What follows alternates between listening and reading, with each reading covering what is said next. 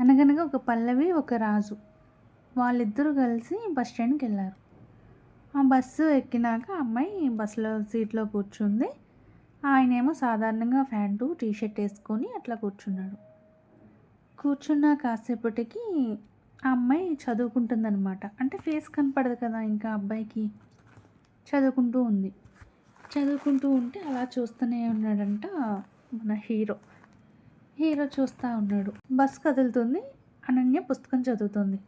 ఒక మలుపులో అడ్డదిడ్డంగా ఉంటాయి కదా మన రోడ్లు.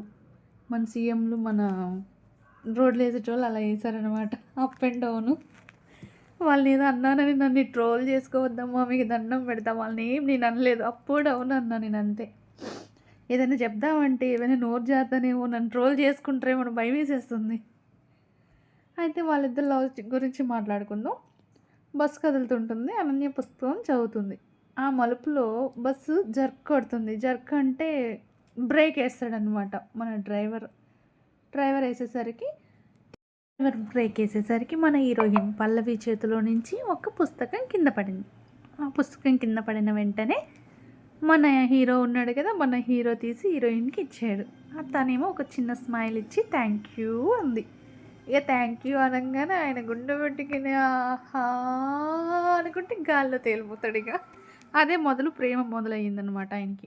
అదే మొదలు రోజు బస్ స్టాండ్కి రావటం, ఆ అమ్మాయి ఎక్కే టైంకి ఆ అబ్బాయి కూడా బస్సు ఎక్కడం, బస్ దిగడం, అదే నవ్వు, అదే చూపులు. ఇక చూపులు కలిసినాయి, మాట ఇంకా కలవలేదు.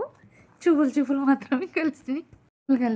చూపులు కలిసిన శుభవేళ ఏమో ఒకరోజు ఆదిత్య అడిగాడంట ఏమని, అరే నువ్వేం చదువుతున్నావు, రోజు ఆ బుక్ పట్టుకుని ఏం చదువుతావు అని చెప్పేసి అన్నాడంట.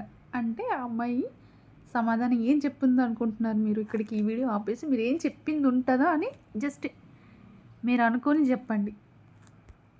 ఏమందంటే జీవితం చదువుతున్నాను అనుకుంటూ మళ్ళీ నవ్విందంట. ఇక కథ మళ్ళీ నవ్వింది. ఇక ఈడు గుండెల్లో టిటిటిటి మోగుతున్నాయి. వినోడు ఊరుకుంటుడా, ఇంకా కాలేజీకి వెళ్ళి అమ్మాయిని గెలికిండు. సరే ఇంతవరకు మాట్లాడలేదు కదా, టీ కాఫీ ఏమైనా తాగుదామా? 1 డే ఒప్పుకోదు, 2 డేస్ ఒప్పుకోదు, 3 డేస్ ఒప్పుకోదు, 4 డేస్ ఒప్పుకోదు. మొత్తానికి 6 మంత్స్కి ఒప్పుకుంటుంది అమ్మాయి టీ కాఫీ తాగడానికి. వాళ్ళిద్దరి మధ్య ఒక ప్రేమాయణం స్టార్ట్ అయ్యింది. కాఫీ షాపులు, లైబ్రరీలు, సాయంత్రం నడుకులు, ప్రతి చిన్న క్షణం పెద్ద ఆనందంగా మారింది వాళ్ళిద్దరి మధ్య. కానీ ప్రేమల జీవితం కూడా ఎప్పుడూ సాఫీగా ఉండదు. వాళ్ళ లైఫ్లో స్టడీ అనేది అయిపోయింది. తను యూఆర్స్ వెళ్ళాల్సి వస్తుందన్నమాట. వెళ్ళే అబ్బాయిని తను దించడానికి వెళ్ళింది పల్లవి. దించడానికి వెళ్ళేటప్పుడు పంపించాలి కదా, ఎప్పుడు కలిసి ఉండేవాళ్ళు ఒక్కసారిగా తను దూరం అవుతున్నాడంటే ఈ అమ్మాయి కదా, ఏ అమ్మాయినా ఒకటే. ఇక కళ్ళమ్మటి నీళ్ళు దించేసి ఓ ఏడుపు.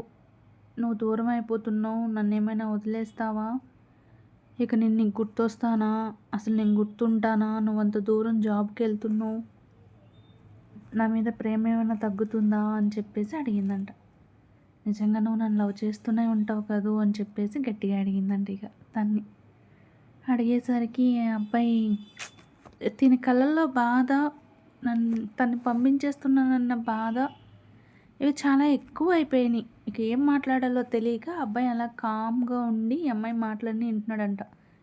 దీనికేమో బెంగ ఉంది, అబ్బాయికేమో బాధ ఉంది. ఎక్కడ వదిలేస్తాడు అన్న భయం తింది. ఇంత దూరంగా వెళ్తున్నానే అన్న బాధ అబ్బాయిది. ఈ దూరం మన ఇద్దరు ప్రేమను ఏమైనా తగ్గిస్తుందా అని అడిగిందంట అమ్మాయి. అడిగేసరికి నిజమైన ప్రేమ అయితే దూరం కూడా దగ్గర చేస్తుంది అన్నాడంట అబ్బాయి. మన హీరో అన్నాడంట. ఇక ట్రైన్ కదిలింది. కానీ వాళ్ళిద్దరు మనసులు మట్టుగా అక్కడే ఆగిపోయింది, ట్రైన్ దగ్గరే. అబ్బాయి వెళ్తున్నాడు కానీ ఇక్కడే ఉన్నాడన్న ఫీలింగ్ అమ్మాయికి అలాగే ఉండిపోయింది. రోజులు గడిచాయి, సంవత్సరాలు అయిపోయినాయి. వీడియో కాల్స్, మెసేజ్లు, ఇక ఇప్పుడు మన ఫోన్లు ఉన్నాయి కదా, అన్నీ అలా వీడియో కాల్స్, మెసేజ్లు అన్నీ అలా చేసుకుంటూ ఉంటే ఆ ఖాళీ మాత్రం అలాగే ఉంది. ఎంత దూరమైన మెమరీస్ ఉంటాయి కదా. ఇంకా సరే ఏం చేసింది, పాత బస్ స్టాండ్కి వెళ్ళింది మన హీరోయిన్. వెళ్ళి వాళ్ళు ఉన్న ప్లేసు, వాళ్ళిద్దరు కూర్చున్న ప్లేసు అవన్నీ కూడా బస్ స్టాండ్లో తన మెమరీస్గా అలా గుర్తు చేసుకొని ఉందంట. ఈలోపు మన హీరో ఏం చేశాడు, సర్ప్రైజ్ అనుకుంటూ వద్దామని వస్తుండంట. ఇది అమ్మాయి ఏమో ఇంకా సర్ప్రైజ్ అన్నప్పుడు 2 డేస్ ఫోన్ ఆపేసాడంట. ఇక ఫోన్ ఆపేసరికి ఈ అమ్మాయి కళ్ళమ్మట నీళ్ళు ఏమై ఉంటుంది? యూఎస్‌లో తనకేమై ఉంటుంది? ఏంటి? వాట్ అని ఇక ఆలోచనలు అంతులేని ఆలోచనలొచ్చేసి పాత బస్ స్టాండ్‌కెళ్తది. ఎళ్లి అక్కడ నించొని ఈ ప్లేస్‌లోనే మా ఇద్దరం కూర్చున్నాం. ఈ ప్లేస్‌లోనే మా ఇద్దరం పరిచయం అయ్యింది. అది ఇది అని ఆలోచిస్తా ఉంటదనమాట. ఇలా బాధపడుతూ ఉంది. ఇంకా ఫోన్ లేదు, మెసేజ్ లేదు, వీడియో కాల్స్ లేవు, ఏం లేవు. ఎలా బతకను నేను అది ఇది అనుకుంటా చాలా బాధగా ఉందంట. ఇంక అక్కడే కూర్చుంది. కూర్చునేసరికి ఇక ఎనక నుంచి ఒక స్వరం. ఆ స్వరమే మన హీరో.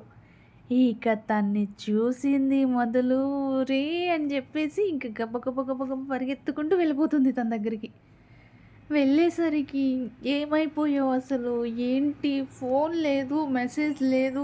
ఏమైపోయావు అనుకోవాలి నిన్ను నేను. అసలు ఏమైనా మనిషివేనా?" తనొచ్చాడన్న ఆనందం కన్నా తనకేమైందన్న భయం దీనికి ఎక్కువైపోయింది కదా! సో, ఏమైంది? ఏంటి? అసలు ఏంటి? ఏమనుకున్నావు నువ్వు నా గురించి? అసలు ఫోన్ లేదు, మెసేజ్ లేదు. ఎలా ఉన్నావు? ఏంటి? అసలు 2 డేస్ మాట్లాడలేదు తెలుసా? నీ మొహం ఎట్లా ఉంది చూసావా? అనుకుంటూ కొట్టి కొట్టి చూసేసరికి, అవును నువ్వేంటి ఇక్కడున్నావు అని అడిగిందంట. ఇక ఇప్పుడా అడిగేది అని మన హీరో అన్నాడు, "ఇప్పుడా అడిగేది? నేనెప్పుడొచ్చాను?" అని జెప్పేసి అన్నాడంట. అనేసరికి నువ్వు ఫోన్ చేయకపోయేసరికి ఏదోలా అయిపోయింది మనసంతా. ఏదో తెలియని బాధ అని చెప్పేసి అమ్మాయి ఎక్స్‌ప్లెయిన్ చేసింది. అన్న తర్వాత ఇక నేను వెళ్ళనులే నీతోనే ఉండిపోతాను అని చెప్పేసి అన్నాడంట. ఇక ఉండిపోతాననేసరికి ఆ అమ్మాయికి ఇక రెక్కలొచ్చింది. ఎప్పుడో బస్ స్టాండ్‌లో వచ్చిన ఆ అబ్బాయికి రెక్కలు, అదే ప్లేస్‌లో ఆ అమ్మాయికి రెక్కలొచ్చినాయి ఇక. ఎప్పుడూ తోడుంటాను అన్న అదే అసలు పెళ్లి చేసుకుంటాడో లేదో అన్న అబ్బాయి తోడుంటాడు అనేసరికి ఇంకా అమ్మాయికి అంతులేని ఆనందం. ఇక ఇంట్లో ఒప్పించి పెళ్లి చేసుకున్నారు. కథ సమాప్తం. నేనేమైనా తప్పుగా మాట్లాడుంటే మీకు ఈ స్టోరీ అసలే అర్థమే కాకపోతే మీరు ట్రోలింగ్ ఏమి చేసుకోవద్దమ్మా. నేను తట్టుకోలేను. ఏమైనా చేసుకోవాలి అనుకుంటే మిమ్మల్ని మీరు చేసుకోండి. ఇవతలోళ్ళని కాదు. అర్థమవుతుందా? నన్ను మట్టుగా ట్రోల్ చేయొద్దు. నేనేదో సరదా కోసం చెప్పుకుంటున్న చిన్న చిన్న స్టోరీసు అంతే. ఆ అనసూయ, శివాజీని చేసుకుంటున్న స్టోరీస్ అమ్మో! బీభత్సం. అమ్మో! అసలు ఆళ్ళ గురించి కూడా నేను ఎత్తనసలు. ఆ శివాజీ, అనసూయ కూడా ఎవరో నాకు తెలీదు. వాళ్ళసలు నాకు తెలీదసలు. ఆళ్ళు హీరోలో, హీరోయిన్‌లో కూడా తెలీదు. ఆవిడ యాంకర్ అని కూడా తెలీదు. మీకేమైనా తెలిసుంటే మట్టి మీరు చెప్పుకోండి. కానీ నాకు తెలీదు వాళ్ళు. వాళ్ళెవరో కూడా తెలవది. నన్ను పట్టుకుంటారిక. Thank you so much. ఏమైనా తప్పులుంటే క్షమించండి.